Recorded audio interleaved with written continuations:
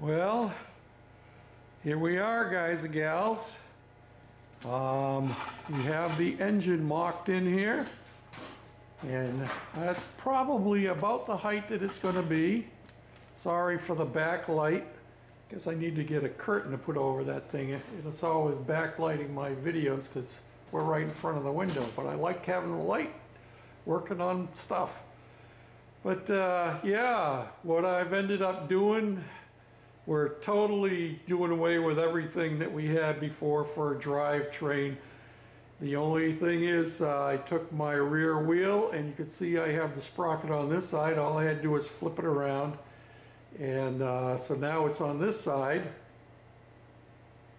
And I just have the chain hanging in there. I don't have a clutch yet with a sprocket on it.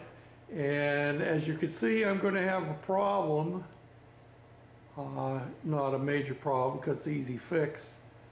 But this has a separate shaft here for running accessories. This came off of a snowblower, and I'm not exactly sure how that worked, but I got to take that top shaft out of there, which means I got to take the side cover off. No big deal. And then I'll put a freeze plug in the hole to fill the hole in. But yeah, none of the idlers that were set up before are going to work, and not the way they were anyway. But with the tension on the bottom of this chain, I'm thinking it's probably going to hit down in here.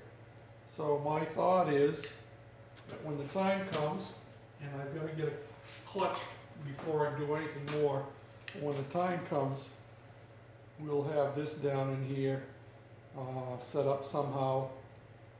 Obviously it's not going to be up here anymore, but down in here to keep that chain away from the frame here.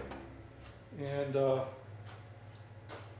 boy, I'll tell you what, if I was ever worried about whether my welds were holding or not, I could tell you from what I've had to go through trying to cut these wrenches off that I was using, that they were holding very, very well. And as you can see, I still have the last two motor mounts from the chainsaw motor still in place there, right in the front. And I haven't taken them off yet. And I may not take them off. I haven't decided exactly what I'm going to do with them. I'm thinking that they might become mounts for, might be a good mount, the one on this side, for a chain guard. So I'm not taking that off. And the one on the other side, I'm not taking that off yet either. And I don't need to. And as you can see, I have the bottom frame. You saw me cutting that out. And the motor is going to sit about flush with the bottom of the bicycle frame in the back, but it's going to be well below it in the front. So I'm going to have to make a custom mount for it.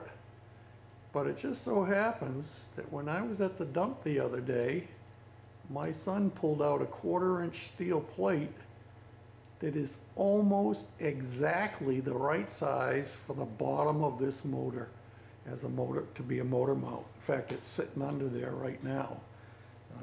Let me lower you down and you'll be able to see it. It's a hair short, but I can make it work, and I'm going to make it work just because I want to make, whoop, boom, just because I want to make it work. You know what I'm saying? See that plate underneath there? That 1/4-inch plate? Yeah, it's a little bit short on one end, but I'm going to make it work. I'm sure we could put another wrench on there or a socket or something welded onto one end to make up the mount holes. So yeah, that's where we're at.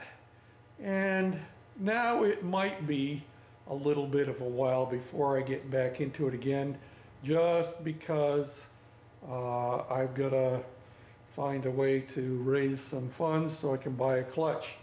So anyway, we're working at it, and it's cold today.